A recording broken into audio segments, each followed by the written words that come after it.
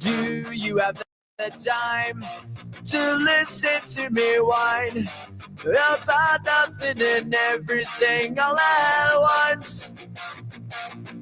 I am one of those melodramatic fools, neurotic to the bone, no doubt about it. Sometimes I give myself the creeps. Sometimes my mind plays tricks on me. It all keeps adding up. I think I'm cracking up. Am I just paranoid? Am I just up? I went to a shrink to analyze my dreams. She says it's like a sex that's bringing me down. I went to a whore. He said my life's a bore. Joke with my wife and it's bringing her down. Sometimes I give myself the creeps. Sometimes my mind plays tricks on me. It all keeps adding up. I think I'm cracking up. Am I just paranoid?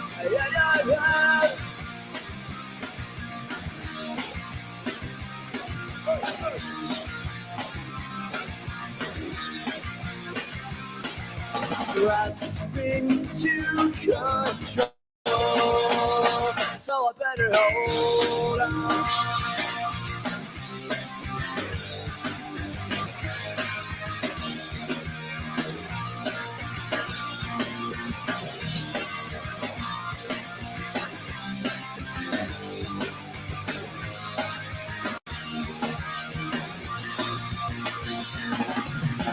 Sometimes I give myself the creeps. Sometimes my mind plays tricks on me. It all keeps adding up. I think I'm cracking up. Am I just paranoid? Am I just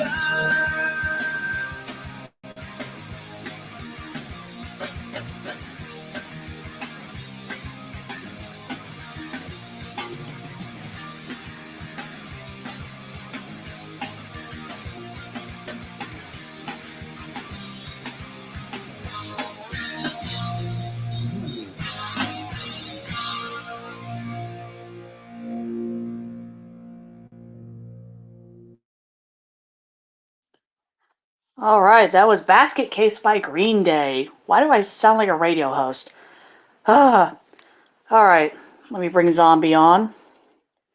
Because there are a couple of things to talk about. I haven't written anything down, but... Good morning, Vietnam! Okay, Robin Williams. You sounded like a radio host. I mean, love the fucking reference, but first of all, I mean, it's like, do you really know movies if you don't know that reference? Hell, you're not even a film person. You're like, I didn't even know this reference. Yep. I mean, hell, I've said that I've made that reference to some of the fucking Marines at my job. Oh, they get a kick out of it. It's great. But no, I was actually told by someone at my job that I have like a radio voice. I'm like, thanks. Can you do Mid-Atlantic? Oh, you mean the transatlantic accent? You know, yeah, transatlantic accent. You know that that voice from the turn of the century. Right when the Japanese bombed Pearl Harbor and all that shit. I'm from the Hindenburg. Oh, the humanity as it hits the ground, flames. Yep. I could probably go on and on. That part. The Hindenburg had to be the Titan submarine of its day. Right. I mean, too bad airships aren't commercially a thing anymore. I say we bring them back. If I ever make a ton of money, I will not have a private jet. I will have a private Zeppelin. Right. I mean, that'd be pretty fucking metal. And hell, you could you can literally fly over the states, for example, and just just be all touristy, be like, oh, we're flying over Kansas right now. Look how flat everything is. Yep. Look how flat and lifeless everything is. It's like, oh look, Oklahoma. Oh great. Oh look, a supercell. Let's go up a little higher. Uh-huh. But as the title dictates, well, kind of dictates, I saw Terrifier 3, and I have a lot to say. Most of it's good. I honestly love the film, but that's just me because I'm mentally ill. But but I actually, Zombie knows all this I'm about to say. I actually dragged my brother with me who is terrified of clowns. He actually told me in the car, he's like, I'm not so much afraid of clowns as that they make me angry. I'm like, that's still a phobia in a way. Mm-hmm. And it's funny though, in the car, we talked to our niece, my other brother's daughter. And apparently, according to my brother, the one who I was with, it's just like, yeah, Aunt Christine has to protect me from the mean clown. I'm like, good thing this isn't real life or I'd be fucked. It's like, I protect nobody from fucking Art the Clown. Bye. This motherfucker's creative, and I don't want to be all that shit. Speaking of creative, that chainsaw scene. Excuse me. I mean, apt reaction. I mean, if I'd mentioned the rat scene and you burp, then it'd be really fucking funny. But yeah, I swear to God, Damien Leone and the folks behind the Terrifier series are like, oh, okay, we see we have weird fangirls now that want to be railed by this fucked up clown. Let's mess with them a little bit. And it's funny because I was just like, oh Lord, this is definitely fan service. Because this particular sequence, there's a college couple, boyfriend, girlfriend. The girlfriend runs, ironically enough, a podcast that's a true crime one. And she wanted to get an interview with one of the survivors of, Art the Clown, who happened to be friends with her boyfriend. And she's like begging him to do this interview and all that. And the guy's like, no, I don't want to do it. And so she's talking to her boyfriend. And she's like, can you convince Jonathan to be on the podcast, please? Please, like, pulling like the stereotypical sexy blonde college girl, like, please, like all that shit. Unbeknownst to them, fucking Art the Clown himself is, sneaking around the hallways in a Santa outfit and overhears all this. And he overhears this girl talking in such detail how she wants to know what it's like to be in the same room as Art, to, breathe his air, to look into his eyes. And her boyfriend's like, sounds like you want to fuck him. And Art's hearing all this like, oh, thank you, then. Like, like, oh, shucks. And then it's like, no, I don't want to fuck him. It pans over to Art. Art's like, well, fuck you too. Like the amount of sass in this film was great. By the way, the amount of clown sass was amazing. Nice. But yeah, later on, in this scene when things get extremely graphic, which, fun fact, y'all, I'm not going to get into too much details because I could probably get yeeted off of YouTube. But pretty much chainsaw up the ass, cathartic. But at one point, the girl's been attacked. Essentially, her scalp is fucking falling off. She's bleeding. Art gives her exactly what she wants. He goes right up to her, like inches away from her face, the grin, and looks her right in the eyes. I'm just like, yeah, y'all are pandering to the weird fangirls out there now. Y'all need to stop. Fangirls are probably like Beetlejuice. Right. It's probably the same group of fucking weirdos. That's the thing. Yeah. Like, I like Art's aesthetic. Right. Like, I like his aesthetic, but that's it. And Beetlejuice's aesthetic is honestly literally thrown together. Michael Keaton went up to a wardrobe and was just like this, that, and the other thing. I mean, he created an iconic aesthetic, but yeah, you're right. It's thrown together. Like, he literally just threw it together, and apparently y'all find that sexy. Okay. Right. I mean, same with these weird, mainly women, these weird ass women are just like they want to get railed by fucking Art the Clown. It's like no, thank you. I mean, I love clowns, but I don't love clowns. Yeah. I mean, if it Like- exists, there's a fetish for it. Oh yeah. Like I've told Zombie this. I can see the attraction to David Howard Thornton. I can see that. That's understandable. Not the fucking clown. Mm-hmm. And if David Howard Thornton ever comes across this podcast, I am sorry. Mm-hmm. Which makes me wonder. I wonder if he saw your thing yet. Since it's so funny because he shows up as a suggested friend on my fucking thing all the time now because we have a mutual friend. Like, god damn it. It's like him and one of the other fucking dudes, which in my eyes, this dude's a kid, which I think he is under 18. His fucking Facebook keeps coming up, and I'm like, god damn it. It's like, look, Art the Clown's showing up on my suggested, and Jonathan Shaw. It's like, oh, even better. But yeah, I really enjoyed the film. I got a fucking a death glare from a lady at a Wawa because I had my Terrifier 3 shirt on with bloody Art Santa. But I did feel bad for my brother though because about 70% of the film he had his eyes covered. And I asked him afterwards. I'm like, "Is everything cool? Like, are you okay? Do you need to talk about it?" He's like, "No, it's all right." He's like, "The only thing that really got me was the chainsaw noises because it reminded me of some of the calls I've been on." I'm like, "Oh, okay, that's understandable." But the one scene we both cringed at horrifically, and for those who've seen Terrifier 3, probably already know the scene. It's the glass shard. You don't want to talk about that scene on YouTube. Yeah, it's literally just the glass. You know that one? Oh, know that one really graphic scene in the original Exorcist? Yeah, replace the crucifix with a piece of glass, and that you have the same idea. Crucifix with a piece of glass, and you get the picture.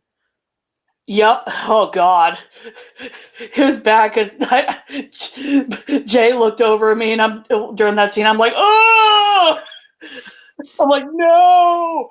It's like one of the very few scenes in like horror history that I'm just like, no. Horror history. It's when you get the horror removed. Yes. I mean, that's essentially what a uterus is, just straight up visceral horror. Mm-hmm. So was Victoria Hayes with that piece of glass. Just, I did find out something funny, though. There's another scene known as the rat scene, which was graphic. And apparently that's the one scene that almost caused David Howard Thornton to fucking puke on set. He didn't, though, but he almost did, apparently. Because according to him, obviously the graphicness of it, but also it was extremely hot on set. And it smelled like corn chips because someone was eating Fritos on set. And he said the combination of all that just made his stomach turn. I'm like, damn. It's pretty bad when you got Art the Clown going, But yeah, on to something else. So about the Doge. I can't even say it. The fucking Doge boardroom. Mm-hmm. Oh, do you want to explain that? Because you know a little bit better than me. Hold on, I'm doing something, and then I'll get to that. Okay, I gotcha. But yeah, it's just as stupid as it sounds. It really is. It's just as stupid as it sounds.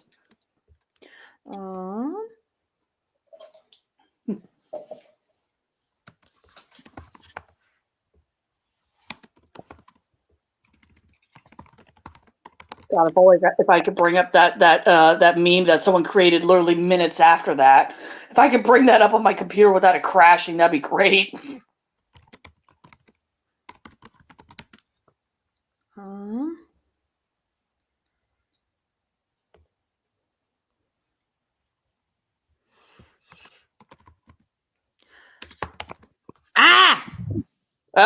What happened? Computer's being annoying. That's what happened. Oh no. Apparently mine was about to die right as I booted it up. I was like, no, no, no, because I have a shitty charging cord. So I'm like, oh great, this is gonna be fun. Oh yeah, just remember we don't have to worry about my mom crashing the stream because I told her I was gonna be talking about Terrifier 3 and she's like, all right, nope, bye.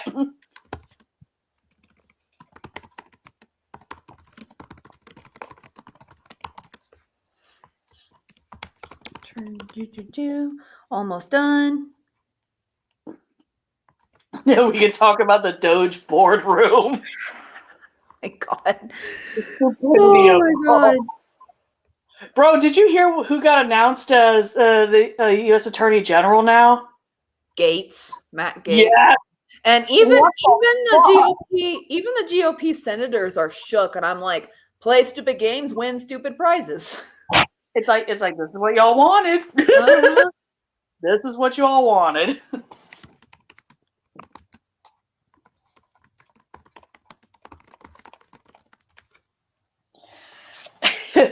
And like folks like my mother are worried about films like Terrifier. Then you have the real Terrifier in real life. Trump is not going to last long.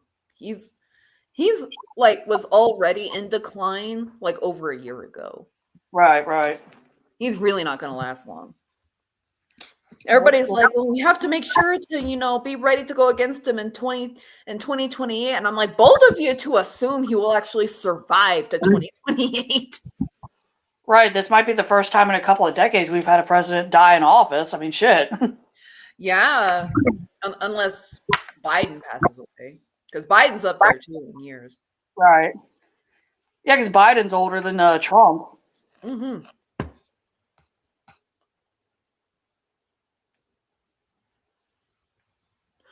Oh, Heck. I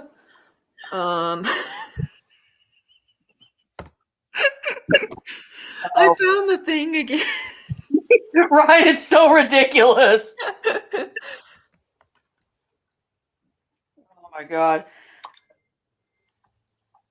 Yep. I still have the link saved off of Blue Sky. I'm gonna put that link in the chat. It's like anyone who wants to see how stupid this is. I am pleased. A statement from President Donald J. Trump. I am pleased to announce that the great Elon Musk, working in conjunction with the American patriot Vivek something, will lead the Department of Government Efficiency, or Doge. Mm-hmm. This is not a drill. This is actually a real thing. This is a real, legitimate. Trump is being dead serious about creating the Doge department. Like, does he not realize that's a goddamn meme? Yeah, I put the link to that person's thing in chat. And not chat. The fuck? Yeah, in chat, technically, I guess. I keep thinking our chat, but I'm like, no, the stream chat. Oh my God. It's so ridiculous. And someone came up with that fucking meme like minutes afterwards. Right, like seconds afterwards that was out. It was just so perfect. It was so perfect. It's like, oh my God. Yeah,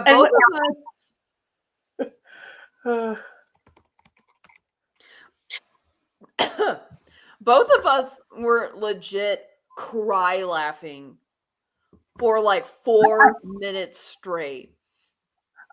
Like I didn't know, honestly, I didn't even know what Zombie was looking at until she sent it to me, and I'm like, oh my God. I never heard you laugh so goddamn hard. I was like, oh my God, this has to be worth it. And it was. Yeah. It's like, holy shit. Mm-hmm. And I kept getting aftershocks too. Right. It's like 10 minutes later. It's like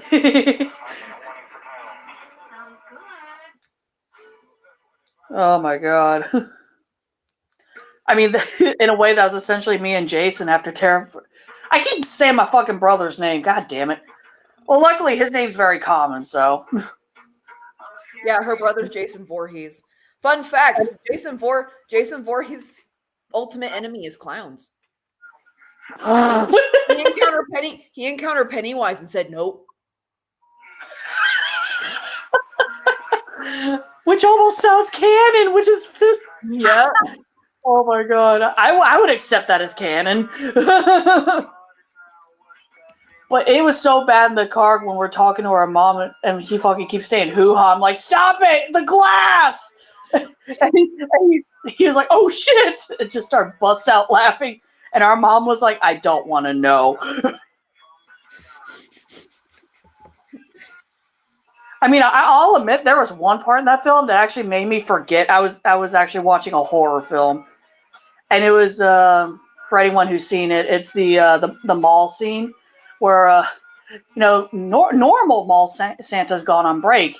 But then Art Santa sneaks on up and decides to make himself at home in the chair. And he literally just like cosplaying as Santa. And the kids are like, oh, look, Santa's back. And he actually had toys with him. And he was giving out these toys. And the kids were fucking mobbing him. And Art was like, Jesus Christ. Like he had the oh shit look on his face. And he's giving out actual toys, which I was like, oh, this is wholesome. Then one of the kids grabs a present, and the present went kaboom. And you're like, oh, never mind. We're still watching a horror movie. Like, oh, yeah, we're back in Terrifier now. All right. Yeah. We have death and dismemberment. We're back. We're back, boys. Mm-hmm. During that scene, there was actually a group of young folks. I want to say in like their early 20s that walked out. I'm like, quitters. It's like amateur hour. Then I had to think to myself, I'm like, oh yeah, these kids, to me kids, didn't grow up with horror slasher flicks like I did, so they probably not used to. Actually, not. I should probably take that back because Terrifier 3 has no rating. It's literally not rated. And so yeah, that's probably a little bit much for the younger crowd. Oh, they were probably bored. Oh god.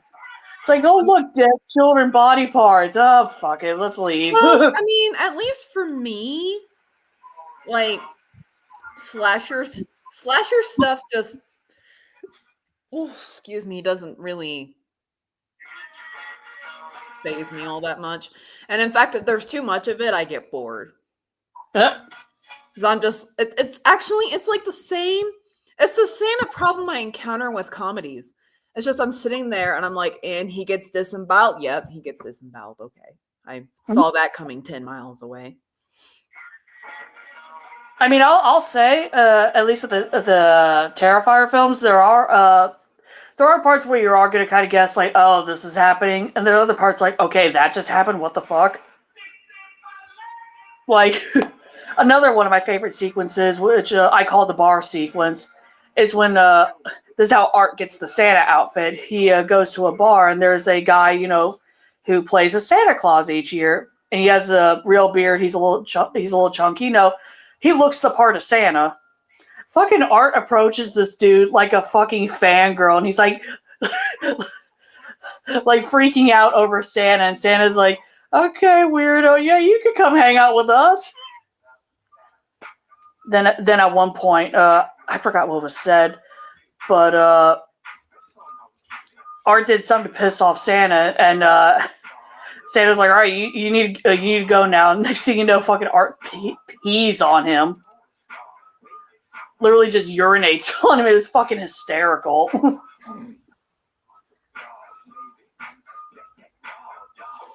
Oh my god, yeah. Oh my god, it's been a minute since I've heard that song.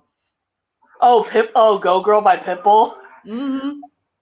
I remember this was around the time of MySpace. Because I remember me and my friend Mary were so obsessed with Pitbull back in the day. Like, this is the song that she got me listening to get me to like Pitbull. And I was like, okay. Yeah, it was back in the day when you could actually understand rap. Right. Nowadays, it's like, you're saying something. Right. I mean, especially if you have auditory processing disorder like I do, you can't understand a lick of what they're saying. Right.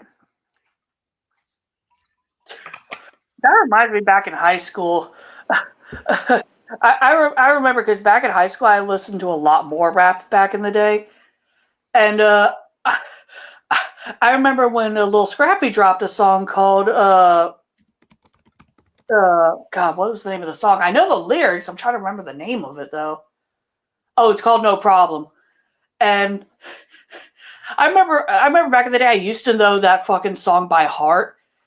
And both my friends who are both black looked at me like, what the fuck? You actually know like all the lyrics I saw? I'm like, yeah. And my friend Mary's like, bro, I don't even know all the lyrics. What the fuck?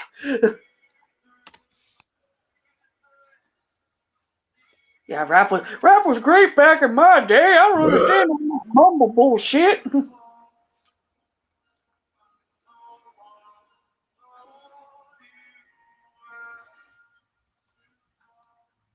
Oh my goodness. That's literally all it took. Oh. My, like, I'll discuss it afterwards. Okay. Oh, gotta love it. Mm-hmm. Fucking Doge. God damn it. I'm never gonna look at the Doge meme the same way ever again. God damn it.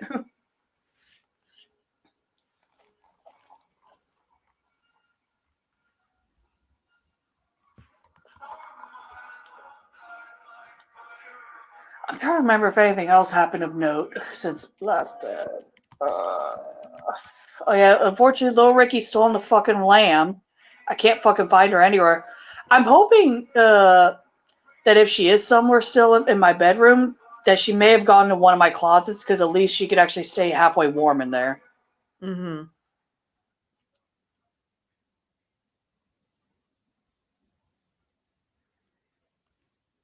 Oh my god, one of my hissers decided to molt right next to where I put the food.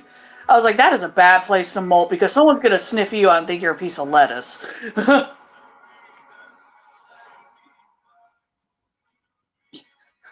I fucking love though how when you were feeding your snake Otto, he fucking like the fucking enclosure's barely open and Otto's like, I attack. Oh yeah, he was like, I attack.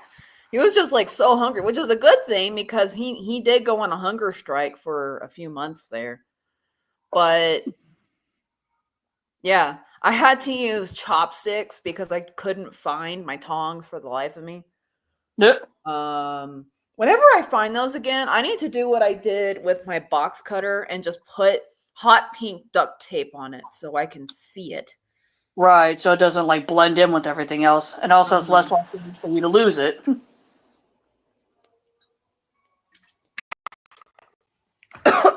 Oh. Be right back. I have to go to the bathroom. No, I don't. I'm not feeding you yet. Oh no, not to Joey.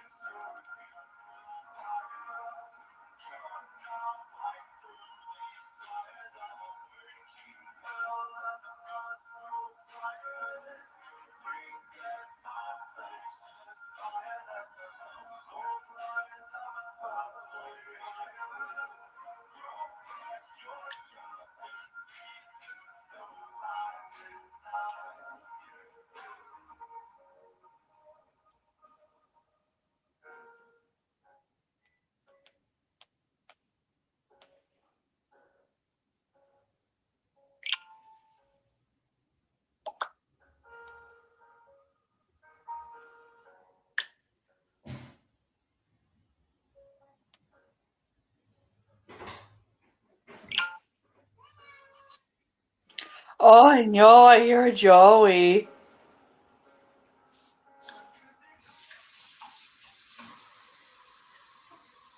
Hand washing ASMR.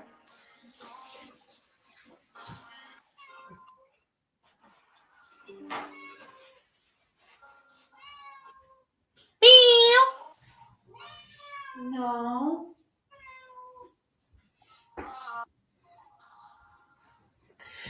All right, I'm back. I've been watching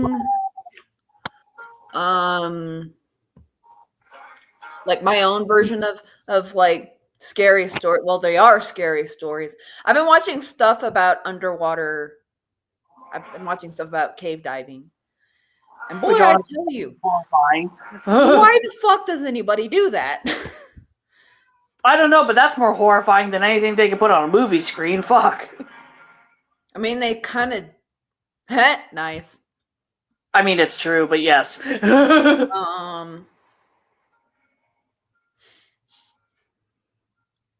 Oh, what was I? Right. It's just like, why does anybody do it? It makes no sense. Right. The risk is so much greater than the fucking reward. I don't even know what the fucking reward is at that point. Neither do I. Like, and I'm just like, are you hoping to like map the cave? You realize we have like drones and sound imaging for this kind of stuff, right? Right. It's like fucking send like a little diving little like drone thing in there. Do it for you. Mm-hmm. Also keeps the environment nice and sterile, you know? Mm-hmm.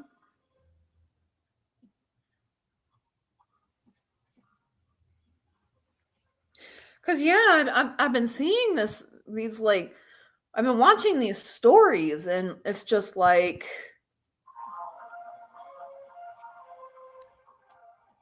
crazy.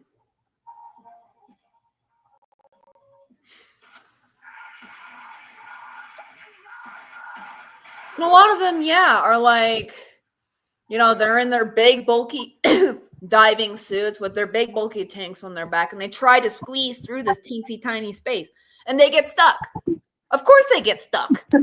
It's like, gee, I wonder why. How do they get stuck? Uh-huh. God, I'm sorry, but that is probably one of the worst ways to die. Yeah, I mean it's like and like the other thing that really creeps me out about caves is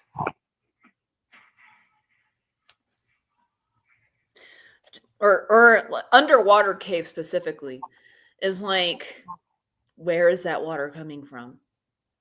Mm-hmm. What's down, you know, like it's just like we don't know what's down there. We don't know where the water's coming from. We don't know anything about them, and they're scary. And then on top of that, you get stuck down there. Right. Wedged between rocks and your big ass tanks. Mm-hmm.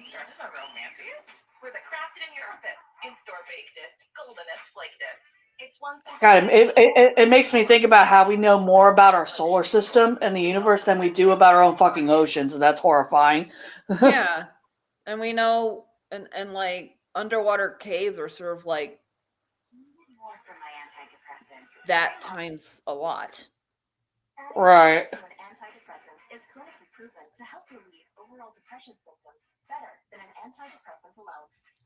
It really, really freaks me out. Right. Like I'm trying to think of like the scariest one that I've seen so far. I'm like, no, they're all about equally scary. You're like, they're all equally horrific. Uh-huh.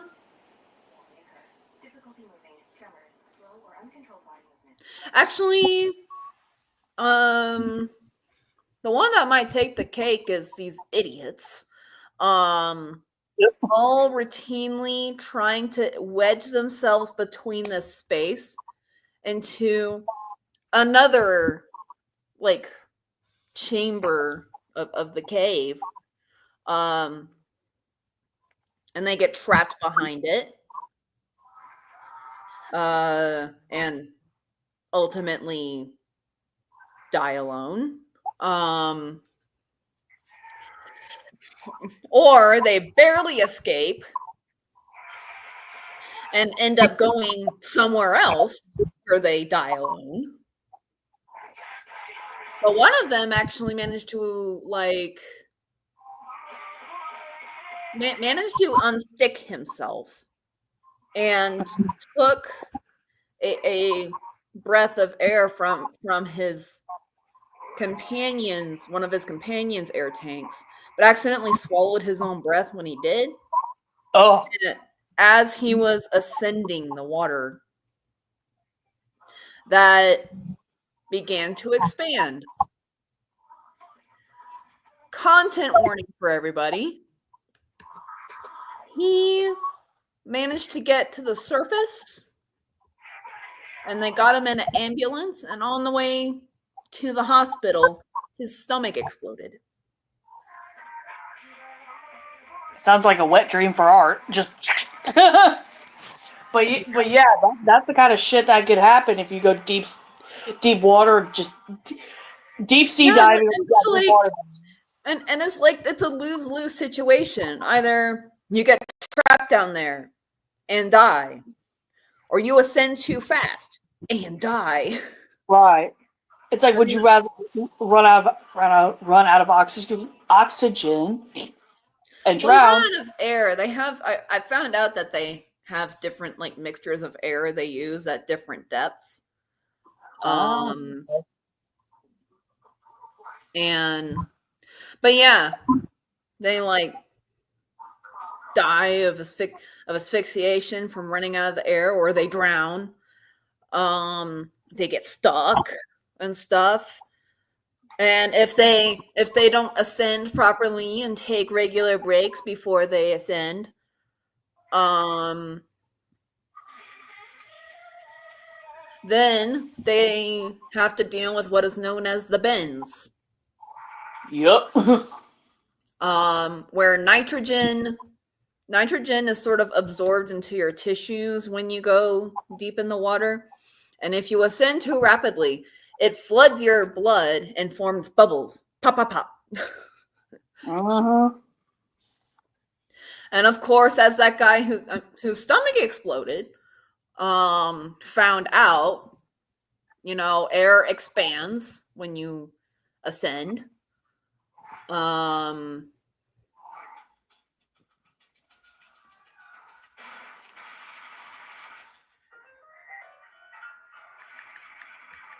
And on top of that, there's other stuff that can happen.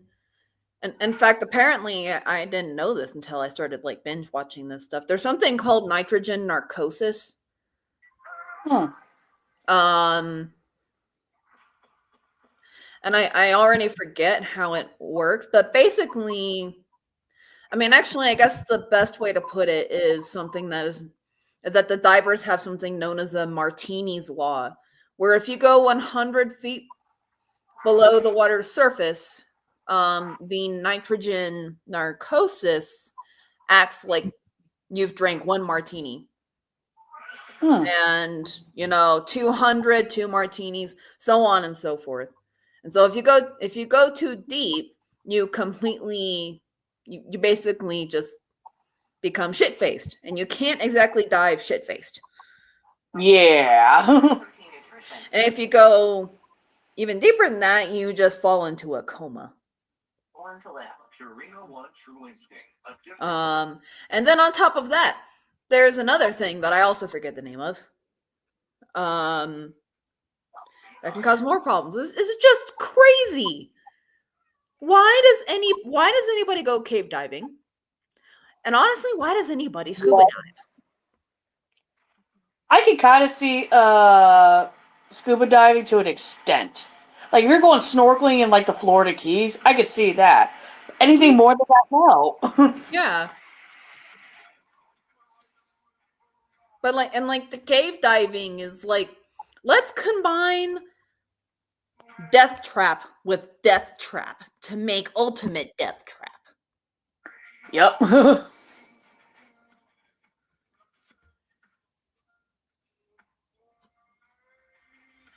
And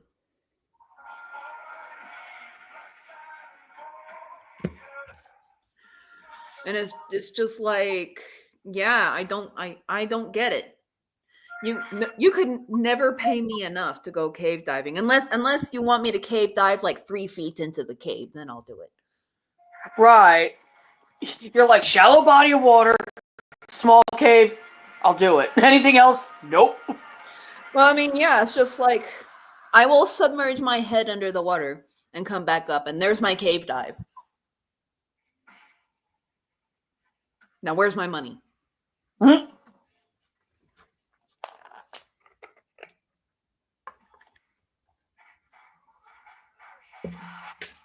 I need to look something up because me and a coworker had a conversation about this the other day because aside from my Gollum / Smeagol impression, another impression that I have that's hands down is my Mickey Mouse one.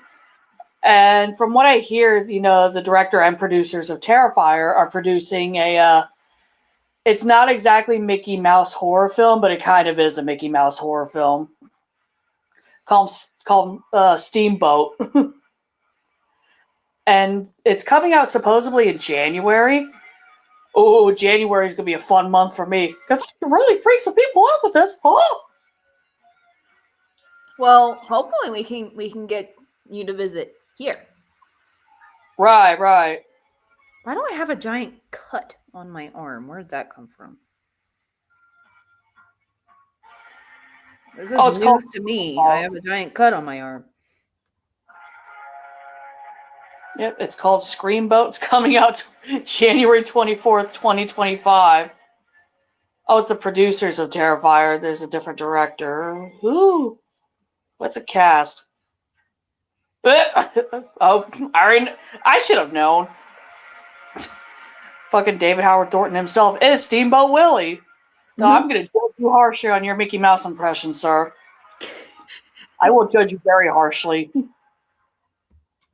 Anyone else on this cast list I recognize?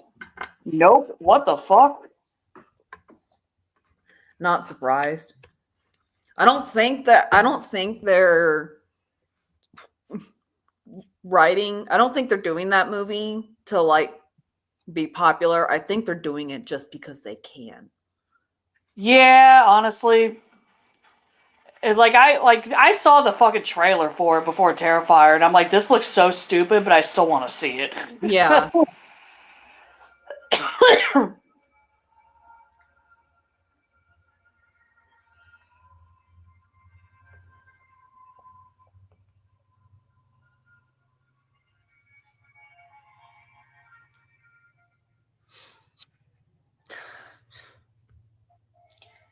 So yes, I'm gonna judge you on your Mickey Mouse impression. You could do a good Joker, I'll give you that. But Mickey Mouse, let's see.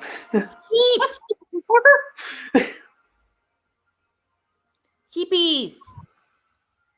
Ooh, what? Sheepies. Oh, sheeps. I'm like, what the fuck?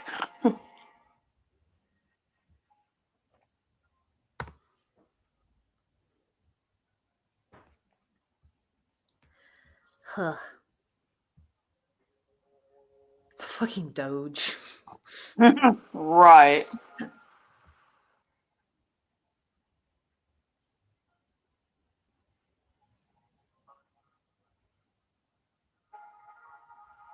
Wait, what's this film?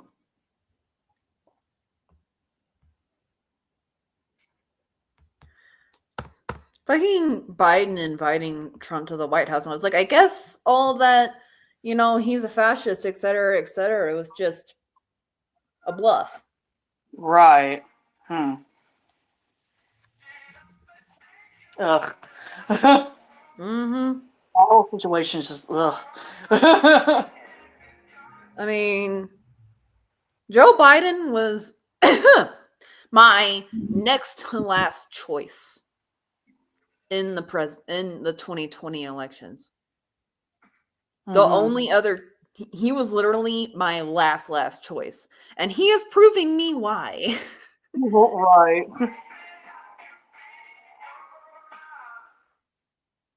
He's proving exactly why he was my next to last choice. My last choice being Trump, of course. Yeah. And I will say, even between Joe Biden and Trump, there was a big gap. Yep, I swear Trump is the literal definition of fake it till you make it. I can't wait for him to keel over. And Right. here's why. It's not for the reason you guys think. I may have talked about this in the other podcast, but I'll say it again. I want him to keel over because I want the Democrats to lose their orange boogeyman. Oh, yes. Every single election, it's, we're not Trump. And I'm like, congratulations, you're the bare minimum. Right. Like, I hope you guys realize that bar is so low that it is in the fucking ground. Yeah. That bar is in the ground. You guys need to do better. You know, being above ground just isn't enough. Right. And so I really can't wait for him to keel over so the Democrats can, you know, have to actually do stuff and not just point at Trump and see, we're not him. Right. Obviously, go ahead, sorry. Oh no, you're good. I was just saying it would get them to get it would get the Democrats off their asses to actually do something. No, it would get their heads out of the sand. Just being like, you guys need to campaign on better than I'm not Trump. Because I'm not Trump, you know, was like saying, you know, actually, I think a mutual of ours put it this way. It's just like, I can't drink this. This is salt water. Well, at least it's not sewage. You know? Didn't Falco say that? Mm-hmm. I was about to say, I'm like, that sounds like something. Yeah, I know, a mutual of ours. I was trying to leave their name out. Oh, well, fuck. But yeah, no, I gotcha. But yeah, just the next few weeks are gonna be fun. I still think it would be funny. I still think it would be darkly hilarious for him to keel over like the night before he's inaugurated. I mean, congratulations, J.D. Vance, the next president of the United States. Oh, God. I mean, I think at that point, J.D. Vance would be breaking records. He'd be one of the youngest presidents to ever be elected. Yeah. Because he's only a few years older than me. Actually, my opinion, he's... Actually, you know what? I think he's good for the Democratic Party because he is nowhere near as repulsive as Trump is. In policy and in beliefs, yes, he is just as repulsive as Trump is. But he does so with a lot more debonair and is able to turn on the serial killer charm. Yeah, which does work to his advantage. It works to his advantage, and so he's somebody that you're not going to so easily be able to say, oh, we're not him. See how disgusting he is? You guys are going to have to raise your game. Right. You know, you can't campaign on we're not him with somebody like Vance. Exactly. You're actually going to have to like bring tangible stuff. It's fear-mongering. But like campaign on policy again. And not, we're not him. We're not that guy. Yeah. Obviously, we're not that guy. Didn't work. Mm-hmm. It didn't work in 2016. It barely worked in 2020. And it didn't work this time. Mm-hmm. God, like I said last night, the whole world is on fire. Mm-hmm. It explains both of our behaviors. It's like you've been on like go mode. Meanwhile, I'm like, let me watch fake horror, like Terrifier, to remind myself that it can't be that bad. Yeah. Oh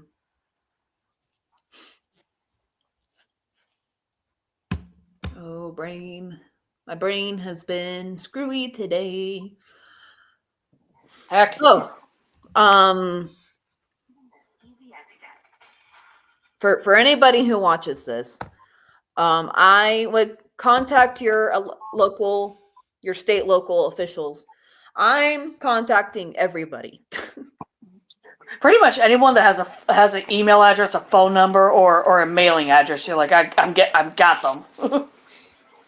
Well, I'm handwriting letters and sending them out like all the way up the chain, from my local district council member all the way up to the president of the United States.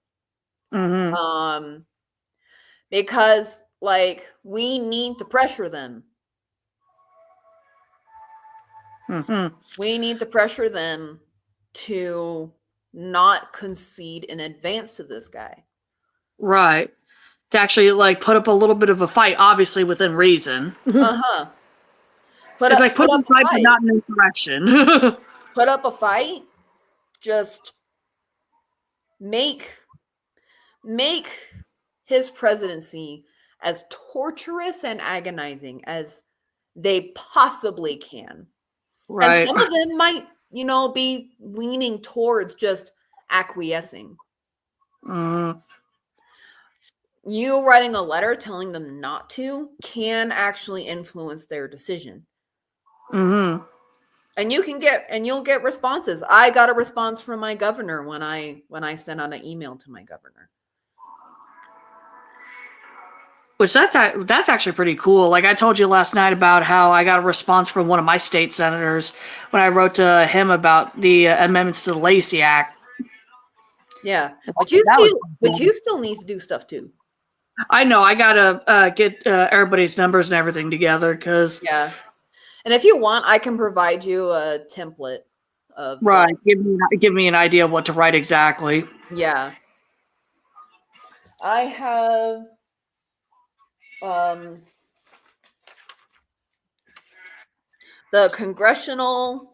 my congressional members of my state and the president left. That's who I have left to write to. Mm-hmm. I don't know if the president's gonna see my letter. I'm sure he's a very busy man. Right. But I'm still gonna send it. Right.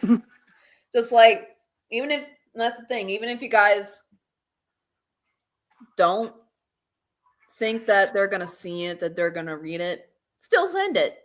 You might be pleasant. Yeah, you never know. I mean, back in 2020, I sent a letter to then President-elect Joe Biden about a dream I had, actually. And I actually got a letter back from him. That was pretty cool. Right. And then my cat Bear pissed all over it. I think that was very prophetic. I mean, that's cool to have a response back from like someone, the president-elect, Yeah, even your mom, who's like practically as hardcore a Trumpy as it gets, thought that was cool. Yeah, because she said to get something like that from a president or a president-elect, doesn't matter who it is, it's still going to be a cool piece of history.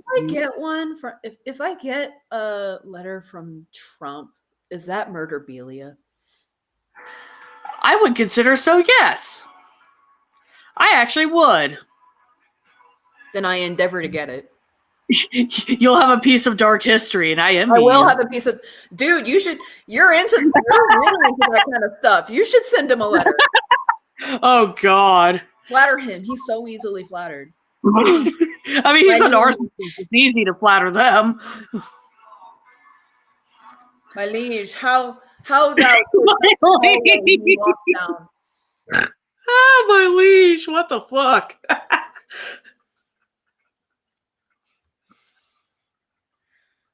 How thou waddle so gracefully down the hall.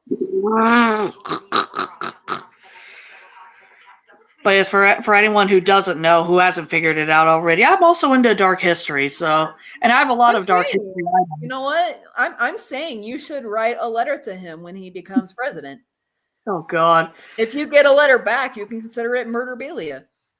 Right, especially if somehow... That would be like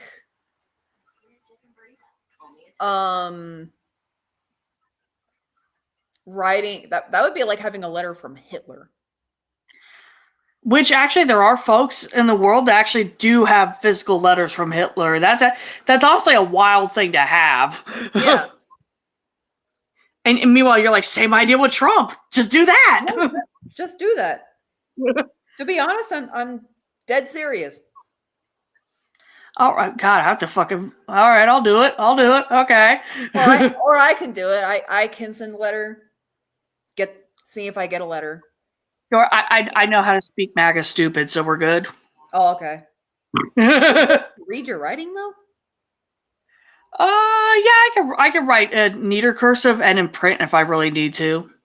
Okay. Yeah, I don't think Trump be able to read fucking Victorian handwriting. No. Actually, you might be surprised. He's ancient. Right. I mean, what fucking years? He was born around the same time as my dad, so I can only imagine. It's just like, yeah, you're fucking old as fuck. It's like, my liege, how thy keister resembles the world that we live in. Right. Oh, God.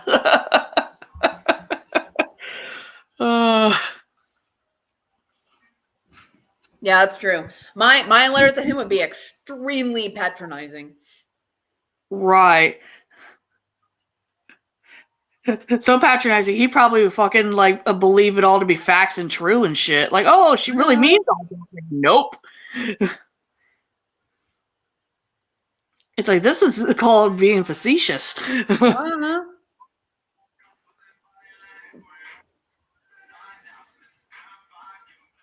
The Doge. Fuck. Oh, God.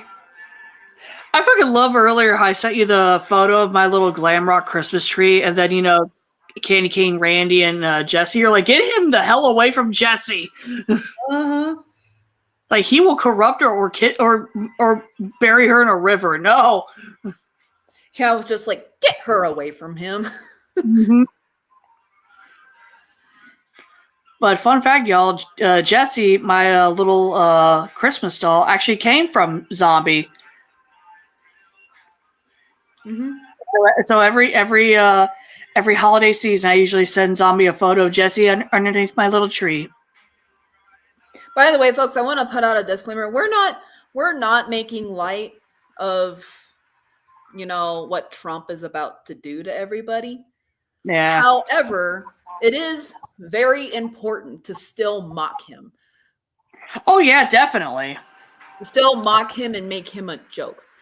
Because so long as the rest of the world keeps seeing him as a joke, he stays a joke. And being a joke is, a big hindrance to an authoritarian regime.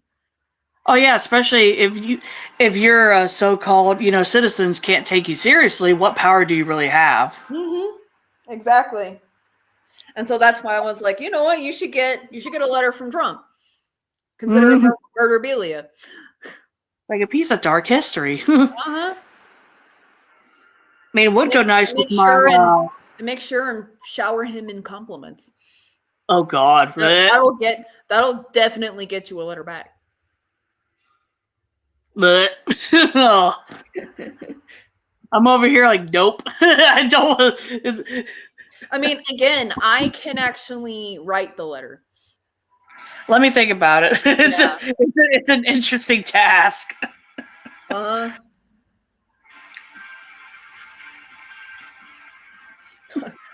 Operation Flatter Trump into giving you a letter. Christ.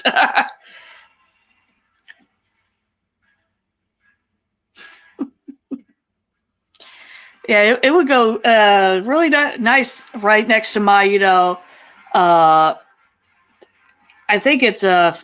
I mean, yeah, really, it's a prank against him. It's just like, get him to write you a letter, take the letter, put it next to your other murderabilia. Yeah, because I have an Iraqi banknote from 1985 that has Saddam Hussein on it. Uh-huh. Yeah, and you have that's a Nazi coin. 40 years old. Don't you have a Nazi coin? I do. A Nazi coin from 1942, and I have a Japanese currency and a Japanese banknote from the early 1940s. The banknote is officially from 1945. Yeah. And usually you don't get those in the States unless a soldier stole them off of a dead, Japanese soldier and just snuck them home. Yeah. Be right back. I have to go to the bathroom. Heck. Shall we?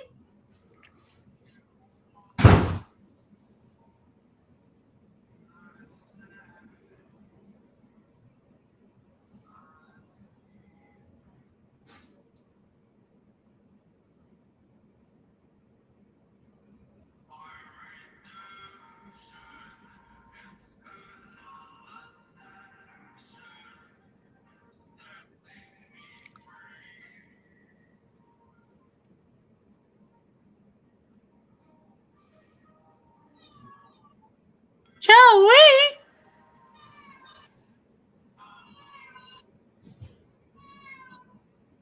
Shall we?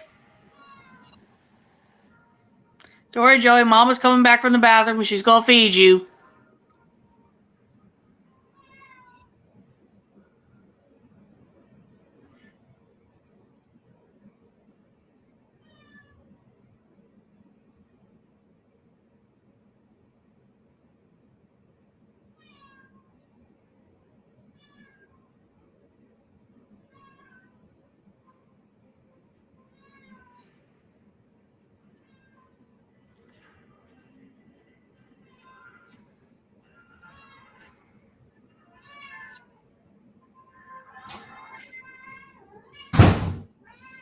Oh, fine. I'll feed you. She's been doing the might scrim the whole time.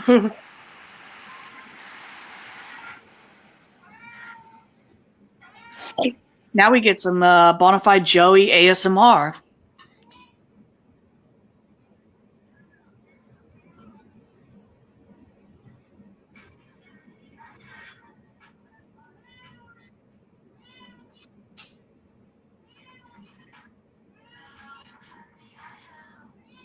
And I got it on the counter.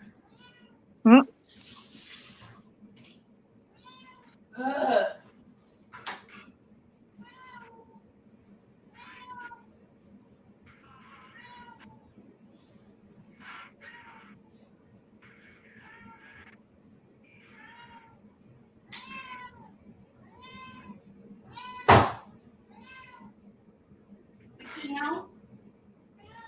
Meow.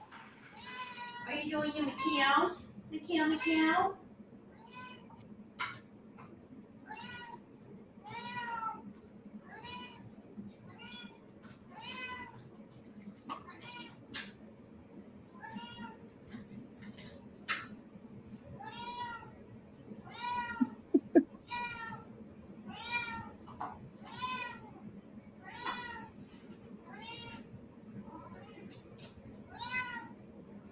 Come here.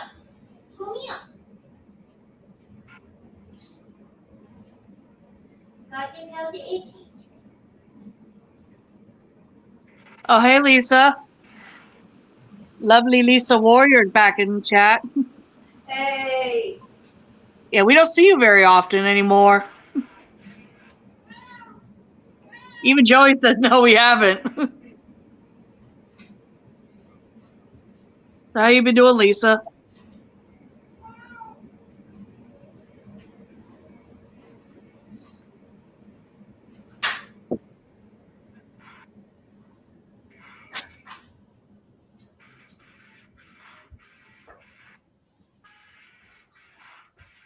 Ugh, okay. Yo, what's up, Lisa? You're like, Operation Feed the Kitty has been completed. A mood. Oh, yeah. We're surviving. We were just talking about writing to political officials. Yeah, all things considering. Yeah.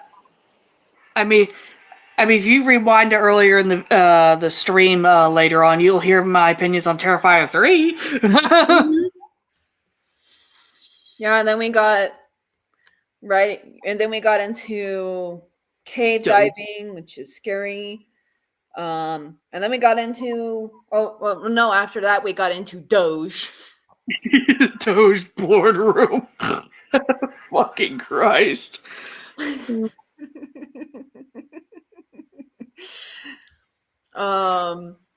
Then cave diving, then mailing your political officials.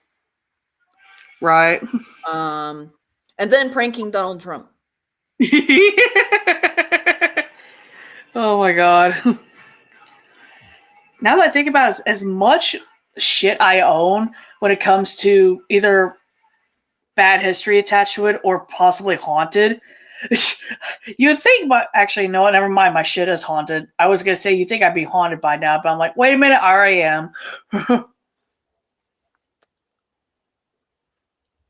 Yeah, cave diving. Don't look into it. It's terrifying.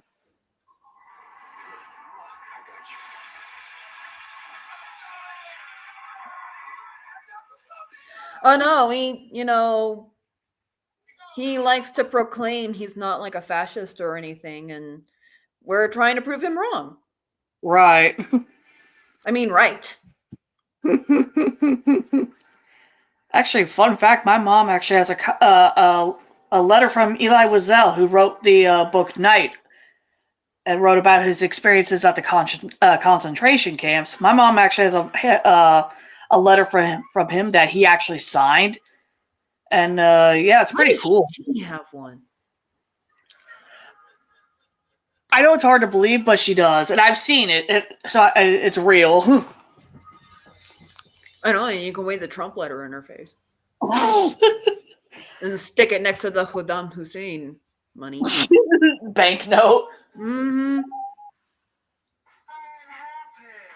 Oh my goodness. I mean, I had a letter from then President-elect Joe Biden that my cat pissed all over. And in hindsight, I think that was very prophetic.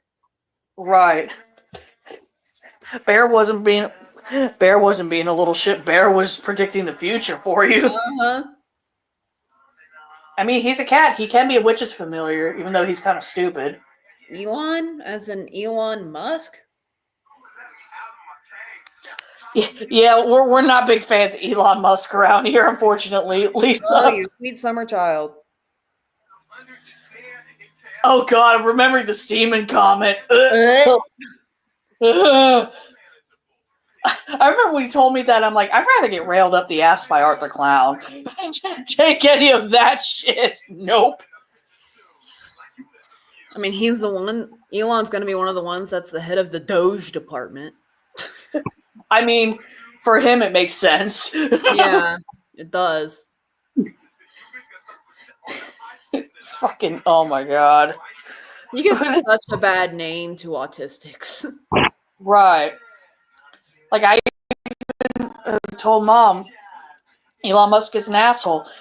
It's not because he's autistic, it's because he's just an asshole. Mm-hmm. Because, like you said, not autism. Anger is a human trait, or assholeness is a asshole is a universal trait, not one that's confined to any one neurotype. Mm-hmm. So you can have autistic assholes out there. Mm-hmm. Elon Musk is case in point. Yep.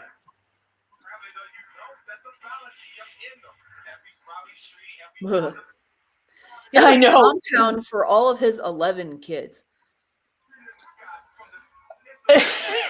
Oh my god. Those poor women. God. How much did he pay him? Right. I will give you $1 million. I remember. I didn't even know I was autistic at the time. But I remember when Elon came out of the closet with his autism, the autistic community was like, "Stay the fuck away from us." Right. Oh yeah, he has 11 kids, all by different baby mamas, and he keeps them on a compound in Texas. At one point, he also recently actually. He offered up his sperm to his female employees to give them children. Literally. Nope. That is not a joke. dead serious. Oh my god. He makes us all seem like we're fucking psychopaths. Uh-huh. Jesus Christ. He really thinks he's that stuff. Yeah. Uh-huh. Mm-hmm. He's worse than Nick Cannon at this point. At least Nick Cannon's good looking. I remember hearing a story of him on a plane, and apparently he managed to weed out of somebody. I forget how this interaction was instigated, but basically this flight attendant was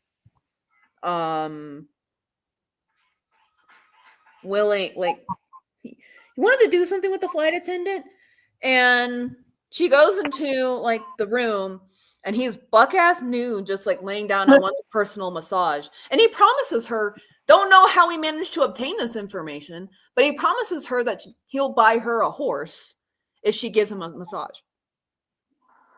She declined. Oh. Even if my hottest celebrity crush did that to me, I would be very apprehensive. It's like, what the fuck, man? Yeah. Yeah. I just thought of something funny. It's like, sure, I'll give you a massage. Gets on his back and does like a Russian dance. Or better yet, take take a page from the Terrifier franchise. It's like, oh yeah, I'll give you a massage. Gets out Meat Hammer. Happened in Terrifier 3. Uh-huh. Right in the shins, right in the hands of good old Santa. Mm-hmm.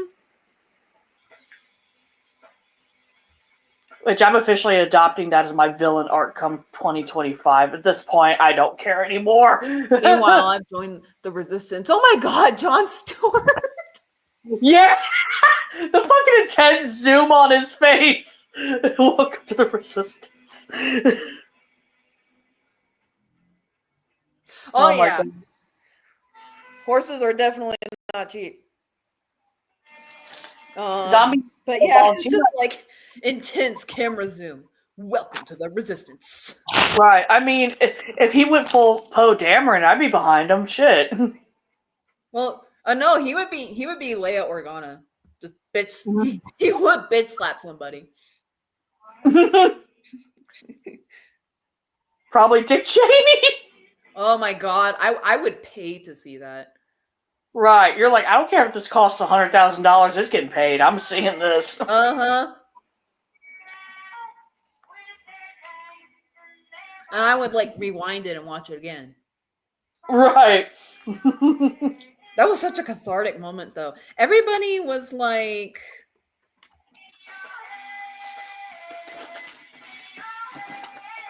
yep, I believe it. Horses can cost tens of thousands of dollars a year. And that's that's a healthy horse, too. Right. That's like a healthy quarter horse. Then you get into unhealthy horses or elderly horses or big horses like draft horses, and oh, that price goes up.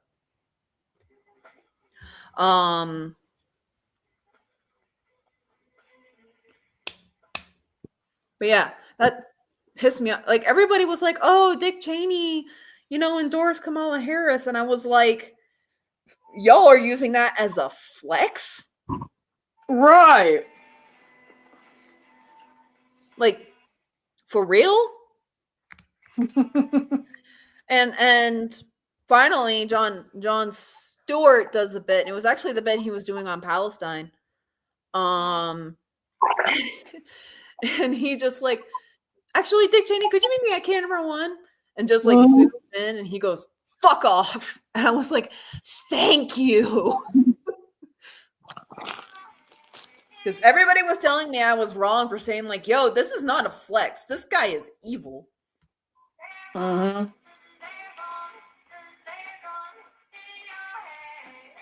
There's yodeling Irish Shakira. Yes. Good old cranberries.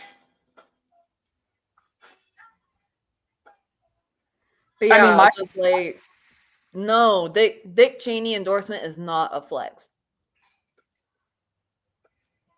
That's almost the same as like Mussolini approves this message. Right. Fun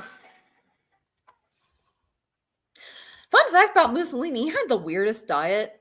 His favorite meal was chopped raw garlic with lemon juice. Oh God. Ugh. The thing is, this guy apparently had an active ulcer in his stomach. I Gee, I wonder why.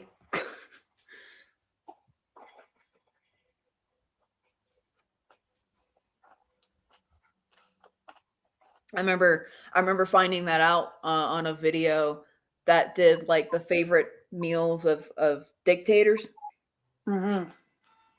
and some of them were like pretty normal.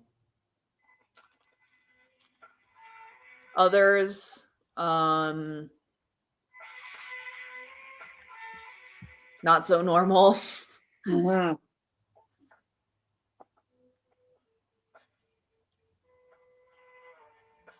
Another thing I found out is that a surprising amount of dictators are terrified of flatulence.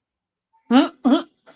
Like Hitler apparently ate almost nothing but mashed potatoes and clear broth because he wanted to reduce his flatulence. Oh my, weird. And there's other ones too. Who was, what was his name?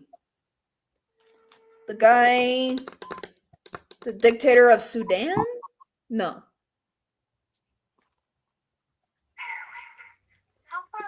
Was it Sudan? No, it was.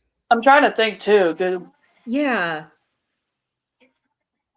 I know Fidel Castro loved ice cream. Yeah. to the point that the U.S. routinely tried to weaponize ice cream against him. But who am I thinking of? It's on the tip of my tongue. Was in North Africa that he was a dictator. Gaddafi? It might have been Gaddafi. Yeah. That's the only thing I could think of. Yeah. Africa.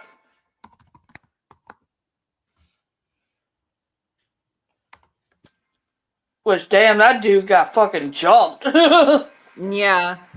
Yeah, it was Gaddafi. Apparently, he would actually weaponize his flatulence in interviews. His favorite thing to drink was camel milk.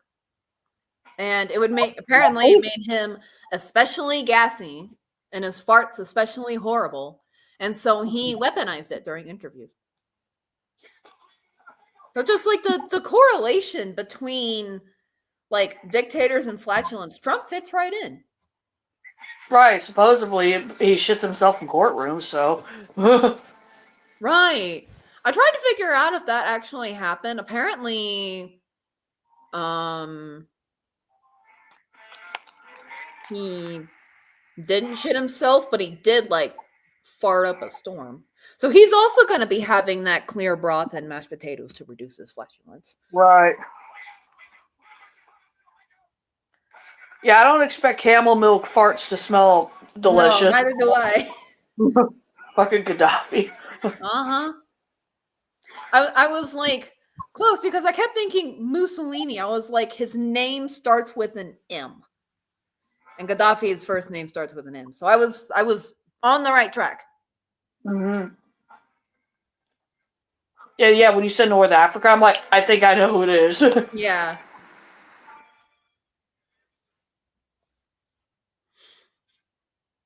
Yeah, his favorite, like, I found out from that video that his favorite thing to drink was camel milk, and it made him really, really gassy. Then you had other, dictators like Hitler who tried to reduce their flatulence. Right.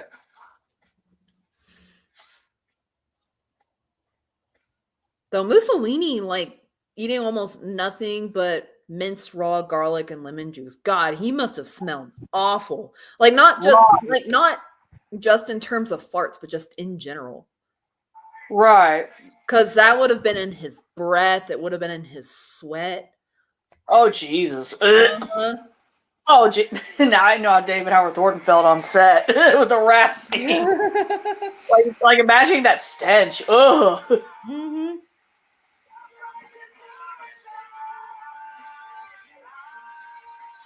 Like, he must have smelled awful. Another one of the ones that was actually, I mean, obviously Fidel Castro loved his ice cream, and so dairy farts are a thing. well, no, it's just like some of the dictators actually had pretty like fun food. Like obviously Fidel Castro loves ice cream, so he when they get his, it was just this gigantic bowl of chocolate ice cream. Yes. But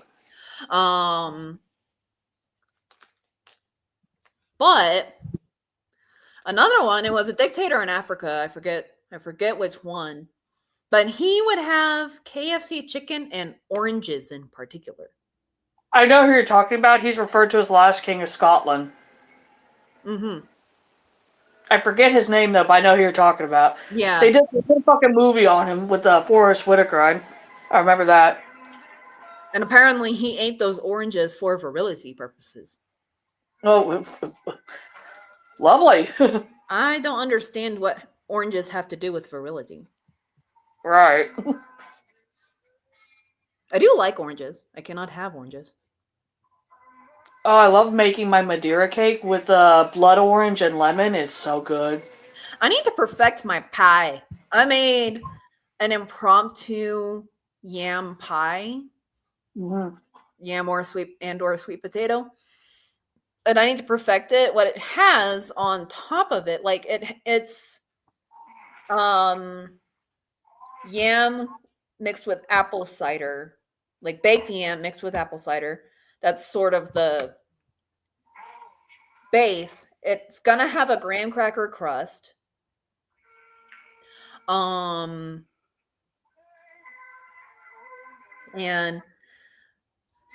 that's gonna be the filling is gonna be the apple cider mash yam thing. And then on top of it is gonna be walnuts and pecans and dry blueberries and golden raisins. And that is gonna be drizzled with honey. And then on top of that, there's gonna be thin slices of orange. And that's gonna have brown sugar crumbled over it. I make a different special holiday food every year. Halloween for me was very apple centric, which is kind of ironic because I hate apples. Right. But you made the apples taste good for you though. That's the awesome part. I did. Yeah, I heavily flavored them. For me it changes up, especially every Halloween. Like this passing Halloween, I actually made homemade pizzas, did wings. Like I did like something very like Italian American like restaurant.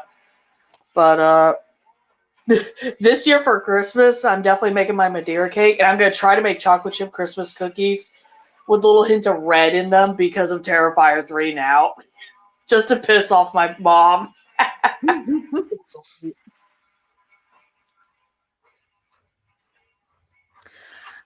Nope, they're not gonna work. Zombie has had the best type of steak on the planet, Wagyu from Japan, and she said it was okay, which broke her. your dad though is like, what?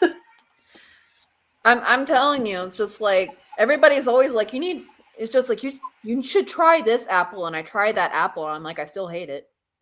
Right. I love apples though, so.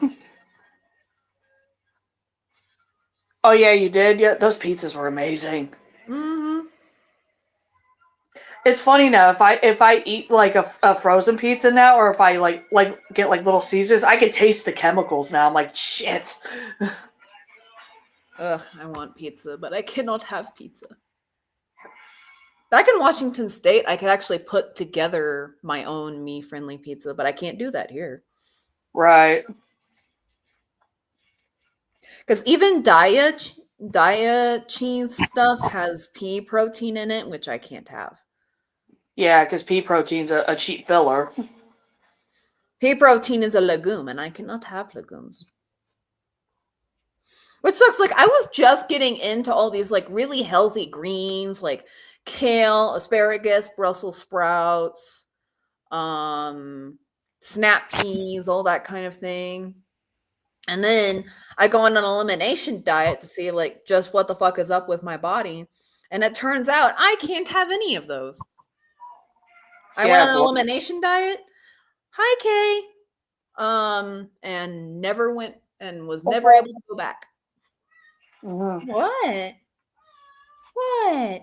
Oh, I hear a baby girl. Why you scream? Why you scream? I currently make a sardine pasta. It doesn't sound very appetizing, but I've actually made it quite appetizing. Mm-hmm. Oh, cat, your breath. Yep. Stinky cat food breath. Yeah, my good gracious, what was that? My current go-to is a pasta made with pasta, sardines, capers, cream cheese because there's no vegan feta, pepperoncinis,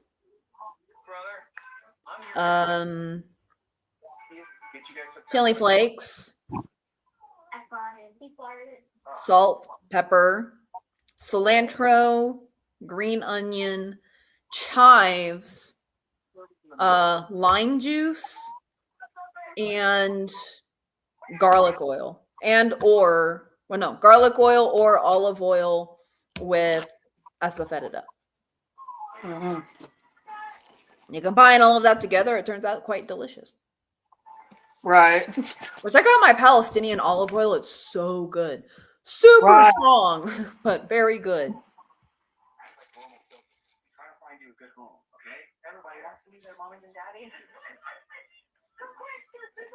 Like, it is just delicious. Mm-hmm.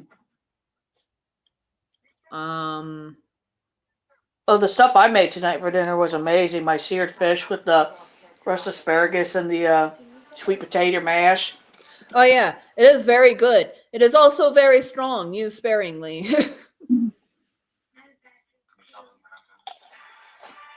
I mean, Christine, witnessed live my reaction. I was like, oh. Like I said, there's strong and then there's inedible. You were right at strong. Uh-huh. Yeah, it was like so strong it made other olive oil taste like water.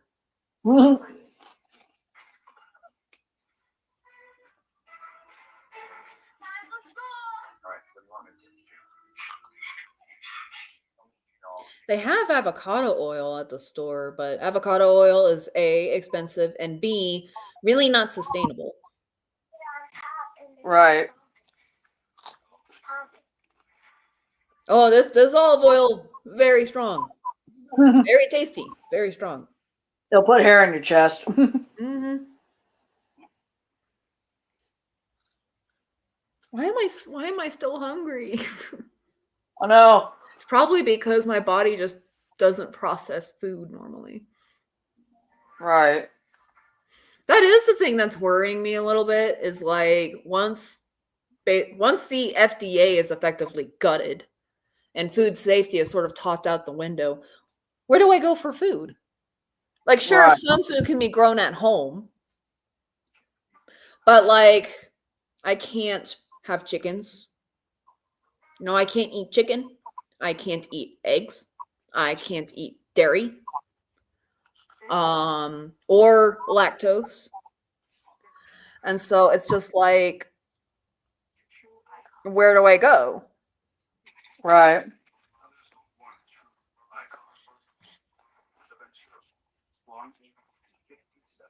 And I guess what I'm going to have to do is like look for local butchers and stuff. Mm-hmm. There's one in my area that is really good, but of course, their food is also really expensive. Yeah.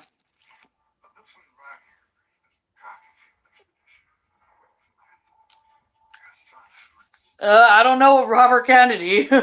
He'll change our toxic food epidemic, all right.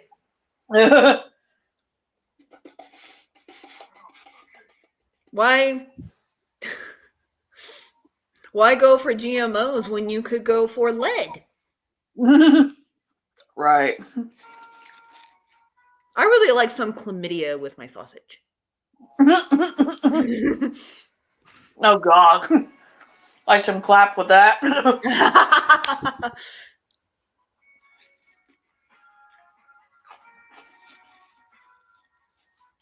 Like, how'd you get gonorrhea? Yeah.